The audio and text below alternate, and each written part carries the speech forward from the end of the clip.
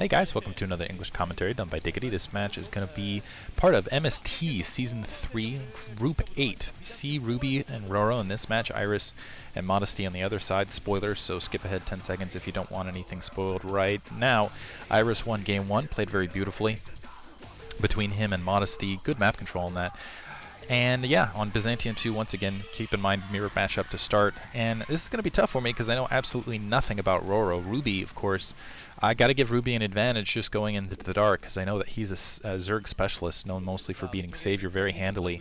Very good with the terran, I should say the Marine Medic Ball. Haven't seen him in a mech kind of capacity. And I actually am trying to think if I've ever seen him.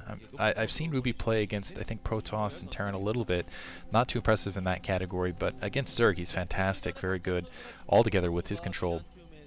I think I think it was a loss in MSL Season 3 versus Savior. Ever since then, he's really been sparked, I think, and he's like, oh, that was an embarrassing loss. I am never losing to Zerg again. And he has lost to Zerg since, I believe, but still been a very, very dominant force. It's definitely his strong matchup. I'll try to get percentages for you guys in a second. Roro on the opposite end, I have no idea. I do not know anything about him. I really haven't seen any of his games, to be honest.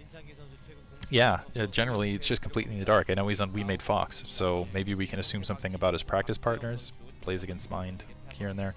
And Nada, he's got strong Terran on his team that he could practice against. Anyway, we'll see what he's up to. He's starting in blue, of course, in the bottom left-hand corner. Looks like he's going to have an Overlord Scout going directly into Mind Space. Again, on Byzantium, looks like we have a supply depot going in the back for Ruby.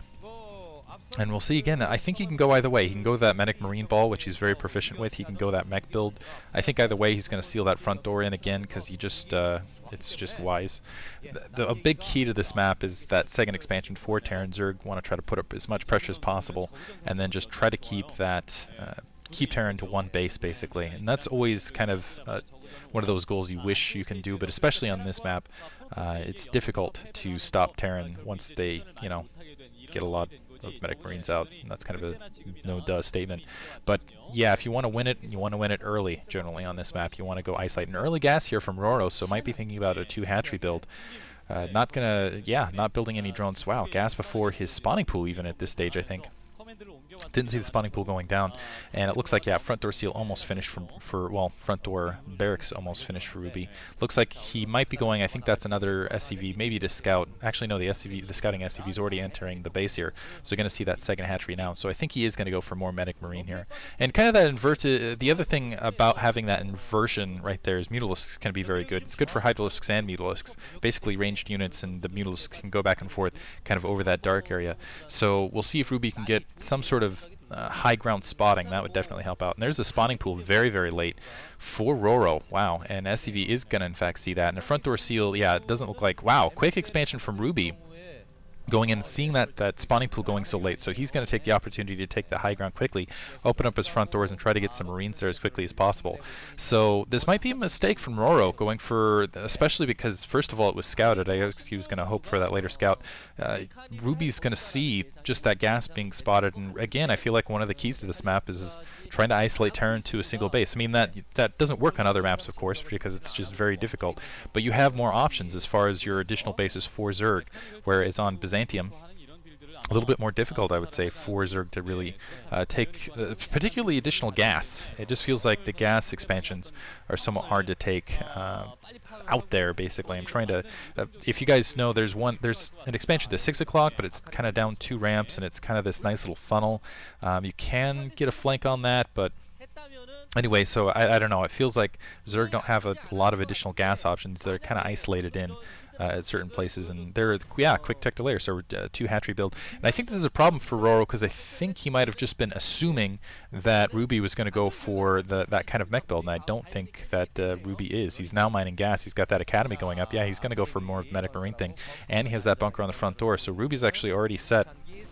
Take a degree of map control, and with that, and now I think Roro knows. He's like, okay, well, nope, going for more of a standard Medic Marine build, and still not able to kill that SCV scout. So very good job keeping that SCV scout alive. Looks like it's just got a sliver of health left. Probably going to get killed on that turnaround right there. Actually, yeah, there we go. And now, yeah, the lair just finishing, and there's the Spire. So 2 Hatch Mutalisk build.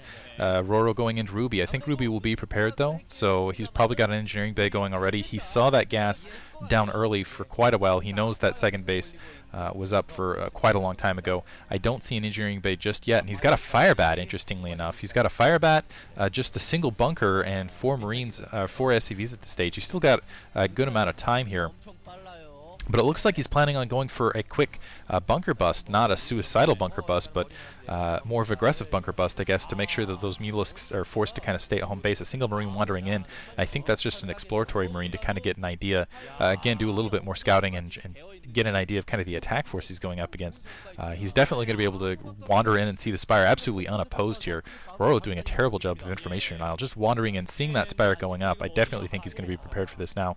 Now the Zergling's pushing down, but again, just those Firebats and Marines, if they decided to go for a bunker bust, there's actually no bunker to speak of. There's no, and a quick expansion in that bottom right-hand corner, just hoping it doesn't get scouted. But, and 2 more barracks now going up for Ruby. And then still no engineering bay, though, so he's going to have to rely mostly maybe on range. Weapons, he's not going to have weapons one, he doesn't have an engineering bay. Going to have to rely mostly on a medic marine force to deal with these Mutalisks, so he's going to be pinned a little bit back in his base. That bunker will definitely help on the front door, but otherwise, yeah, he's going to have to rely on attack forces. He's going to be pinned in a little bit here, and it's going to be very difficult to defend. It's going to require a good amount of micromanagement. There's that engineering bay, but I think the Mutalisks are already going to be on top of him before those, before he can really do anything with it. That bunker right there, or I'm sorry, that supply depot right there in that position, the Zergling's just kind of taking a couple free whacks at. Now the Mutalisk's heading in. I didn't even see a turret starting inside of Ruby's base. So those Mutalisks should actually have a field day here against this Medic Marine force, because Ruby's going to be a little bit spread thin. He's got, look, you can see the medics in the background kind of gathering up. He doesn't have to worry about as much about a secondary. He does have that bunker there to provide at least some assistance. It's only going to be minimal assistance at best. I don't think he's going to be able to protect his SCVs, though. As you can see, it's well out of range of SCV protection. That turret is not up. But, woo, Mutalisk not able to pick off that SCV before that turret was finished. So both turrets going up. Lucky break there for Ruby. It looks like they went after that Marine instead. And now it looks like the turrets have been established across the rest of this map. Pushing up, he's going to try to take out that supply depot, at least get some bonus. More Medic Marines trying to push up. Now Ruby just has to hold out, and I think he's got, I assume he's got enough turrets to do it. And he's also got that wandering Medic Marine force, and all he has to do is kind of critically mass at this stage. Although there is going to be a third gas option here for Roro. He's got a current degree of map control, getting the Hydralisk done now. He does have that third gas in the bottom right-hand corner, and there's nothing that Ruby can really do about it. He's kind of pinned in. With this Mutalisk harass, he's got to keep those Medic Marines back to defend a very large, again, that very large grouping. Mutalisk harass, very strong in this map, and it looks like, but yeah, 3 turrets along the backside. Doesn't look like Ruby really got an opportunity to go in. Those Firebats, I just feel like are a little bit obligatory. Didn't really need any more than, I guess, 1 just in case there was a big Ling push. But he scouted, actually, and that Medic Marine's pushing in. He might be able to, Roro needs to be careful to conserve those Mutalisks. If he ends up losing those Mutalisks, that expansion in the bottom right-hand corner could pose is completely vulnerable. I don't think Ruby knows about it at this stage, though. He does have Comsat Station up. I don't know if he's expended it to do anything but check tech, though. So anyway, and now the Mutalisk just going in a little suicidally here, in between the gap, and now losing a Mutalisk right there to try to get I guess to try to stop tech. Roro just moving a little bit suicidally there, and I didn't feel like that was very necessary. That was very a confusing play for me right there. He just decided to force his way through, maybe to do a little bit of scouting. Stopped that factory for just a second, but lost a Mutalisk in turn, and took a lot of damage otherwise, which really softened them up. I don't think that was a good idea. He needs to keep he needs to keep those Mutalisks alive to play just a degree of map control at this stage. And now Ruby, and he's lost it. Now Ruby's starting to push out, and the Mutalisk again just wandering into the turrets and taking some additional hits. And ouch, those Mutalisks not very well alive. Those, yeah, and I think Ruby has scattered that bottom right-hand base. I don't think Roro is going to be able to defend it with just the Mutalisks he has out in the field. Honestly, I think Ruby is going to be able to just kind of slow push this direction. Zergling's headed that direction very rapidly. Looks like there is a Hydralisk right there, and the SCV leading. They're going to see the Zerglings alongside. Ruby spreading himself out a little bit. He needs to make sure he maintains that Terran ball in movement, and that's the advantage of that Mutalisk harass, is you got to keep that Terran ball kind of uniform. You can definitely delay this. The question is can Roro delay this long enough to get lurkers in there? Looks like he's already got a single lurker, 2 more lurkers morphing. I think he has managed to do it. And this is a very, actually, I would say, intelligent choice on his part to put that expansion in that bottom right-hand corner, because it's just a big distance for Ruby to kind of cross the entirety of the map to get back down, and he knew with those Mulisk he'd be able to harass the entire way. Was very successful in doing so, and now he actually might have an opportunity to set up a lurker trap. It looks like he's got 3 lurkers. He's thinking about doing either setting a trap or maybe doing a pin. Now bringing it out, he's able to kill that SCV right there, so revealing that a little bit. I guess he was more